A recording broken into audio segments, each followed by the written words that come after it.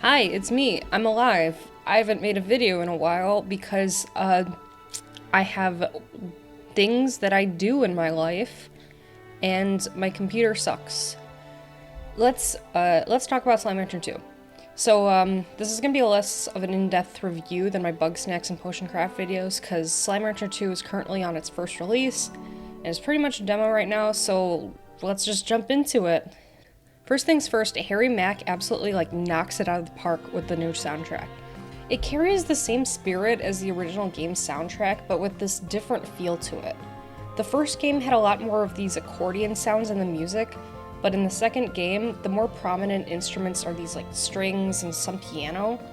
And even though I do miss the accordion, a new game deserves a new musical identity of its own, and I think it really fits.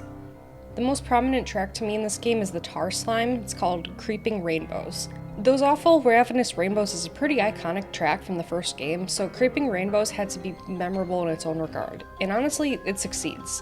It has this more tense theme than the first game's song, with this rumbling piano at the beginning, that actually gave me flashbacks to the fourth generation of Pokemon games. It reminded me of this one remix musician that I listened to a lot as a kid, and it makes me think of a true villain's battle theme, which makes sense because the Tar are pretty much the closest things to villains in this franchise. There's a noticeable step up in graphics in Slime Rancher 2, even on my garbage old laptop that I've had since high school. Textures have been updated and the whole game just has more of a painterly polish to it. Feels like you've stepped into an oil painting. The fire textures and effects are the most prominent to me, especially with the boom slimes. They have this really lovely glow to it that feels like it comes from the core. In terms of how the graphics impact the environment, I had a bit of a harder time adjusting to the game at first. I think it's because there's a bit more stuff going on, for lack of a better term. There's more textures with a lower color contrast, but that could just be because I'm not used to the game just yet, and over the course of me playing it, I learned to adapt. One gripe that I do have about the new location is that everything kind of feels a bit spread out, most notably in the conservatory. This is in terms of the environmental design, not the graphics specifically. The plots of land are really spaced out, and too much space between the main conservatory area and each of the expansions. It's a pain if you want to pop over to one area to grab, say, some food you've been growing to bring back to another area and feed your slimes. It's a lot of back and forth. It's a lot of wasted area. Back to the mainland, Rainbow Island and the two other biomes, the Ember Valley and the Starlight Strand, they're absolutely magnificent. I believe they're all bigger than the first game's biomes, and it really feels like it. Every nook and cranny has something new for you to discover. There's also a lot of verticality to exploration. There's a lot of things to jump on and get a new vantage point, then you spot something of interest. I absolutely adore games like that. Not only is there a sense of accomplishment in scaling a rock formation, but then there comes this sense of wonder when you see what's beyond the formation. The biomes also feel more diverse than the first games. Each of the first game's biomes all have this distinct look across all of it. The mossy blanket is all green and tall trees. The indigo quarry is indigo with these hexagonal rock formations. The ancient ruins are predominantly gray rocks. It's all fine and good, it gives each biome a distinct identity, but for bigger areas like the valley and the strand, having these different mini biomes in their locations really makes for a greater sense of wonder and exploration. I almost couldn't believe that there are currently only 3 biomes in Slime Rancher 2 so far because of just how much they contain. So there are 5 new slimes introduced in the first game so far. The Cotton Slime, Angler Slime, Ringtail Slime, Flutter Slime, and Batty Slime. They all feel really fleshed out and fitting for the setting. When the game was first announced, I was kind of wary that, all these new slimes are based on pre-existing animals. And I felt like they weren't really creative at first, but honestly, seeing them in gameplay, they're so cute, they're wonderful, I love them. So, first off, Cotton Slimes. They are one of the first slimes you'll encounter in the game, alongside pink slimes, which are, the game's mascot. So they're based on bunnies and they eat vegetables, and they operate with a similar bouncy mechanic that tabby slimes do. There's not much to them besides how cute they are, but that's okay, sometimes you just want cute. They're easy to care for as long as you have high walls and an air net in their corral. Their bounciness allows them to jump out more easily, so those are some upgrades you'd want. Angler slimes are another sort of basic slime. They're meat eaters and they're based on anglerfish, and the little light on their heads has this ability to stun others. It's not that much of a big deal, it doesn't affect the player. Like, I'll run into this area with a bunch of angler largos, and they're just chilling with other slimes, and one of them will just be, like, conked out. The stun feature doesn't seem to impact Beatrix at all, so you're safe ranching them. Batty slimes are the last of the 3 basic slimes in the game, being the fruit eaters. They're adorable, they're my favorite. Their whole gimmick is like, they're totally not vampires, guys. Don't worry about how they don't like garlic and they don't like sunlight. They're purple, they're bats, they're vampire themed. It was made for me. Like, I adore them, I would die for them. Forfeit all your mortal possessions to the Batty slimes, they deserve it.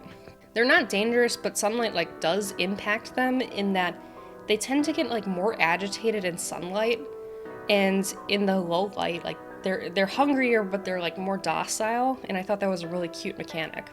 Thus, the solar shield upgrade to the corral plots would really help ranching the Batty slimes. Flutter slimes are the first of the 2 gimmick slimes, as I consider them. They're a standard flying slime. They're like a phosphor slime that doesn't, like, die during the daytime. It's a good slime for the airnet and high walls, because, like, they'll float around in there, and it's really pretty. So, the most interesting aspect to the flutter slimes is their diet. You can capture them and ranch them, but they don't eat fruits, veggies, or meat. They eat nectar, which can be found on these flowers in this specific area in the Starlight Strand biome. You can only collect them from 5 p.m. until, I don't know, daytime. And it's a bit of a complicated process, and there's only like 11 flowers in the area, so if you're gonna ranch them, it's most beneficial to largo them. And this diet is why I consider them to be a gimmick. And this isn't a diss in any way. I'm saying that these are non-standard slimes. And, like, their gimmick is that they eat nectar, and I thought that was a creative idea. So, ringtail slimes are these second gimmick slimes. These are based off of ringtail cat raccoons and tanukis in appearance and behavior.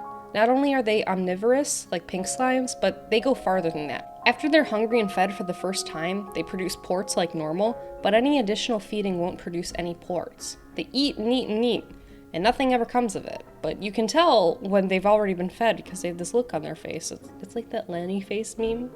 You know the one. The ringtail slimes also turn to stone in the daytime, and the game assures you it's totally not a curse, guys. This also makes the solar shield a bit ideal to them if you want to feed them all day. I think it's a very cute concept. I didn't consider, like, oh, you can only feed these slimes for only a short period of the day, but it works. I think it's cute. Overall, I think these new slimes have, like, this lovely variety to them. It really takes advantage of pre-established gameplay mechanics. In the first game, I honestly thought that the solar shield was a bit of a useless upgrade. Only the phosphor slimes required them, and even then, you can just put up corrals in the grotto and not have to worry about sunlight. At first, I thought mosaic slimes had the potential to use the solar shield, but for some reason it wasn't implemented, or the devs didn't think of that, but according to the description, it feels like they should. The description reads, "Their glass tiles create a shimmering effect in daylight that attracts other slimes to them."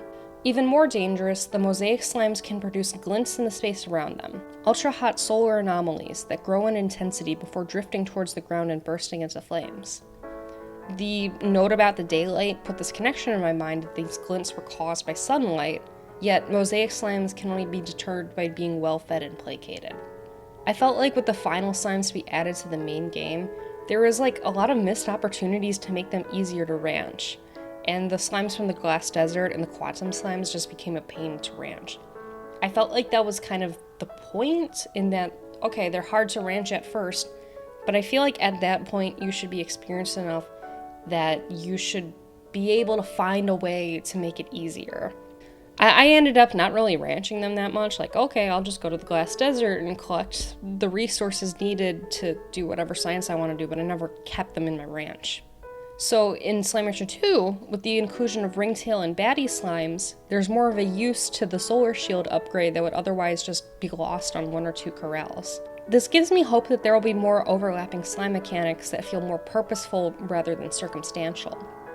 I'm really excited to see what new slimes will come up next. After all, the Port Market sign is only half covered in ports. We could be seeing a ton of new slimes introduced as the game gets closer and closer to completion. Finally, I want to talk about slime science, which kind of has like a much bigger presence in this game than the first.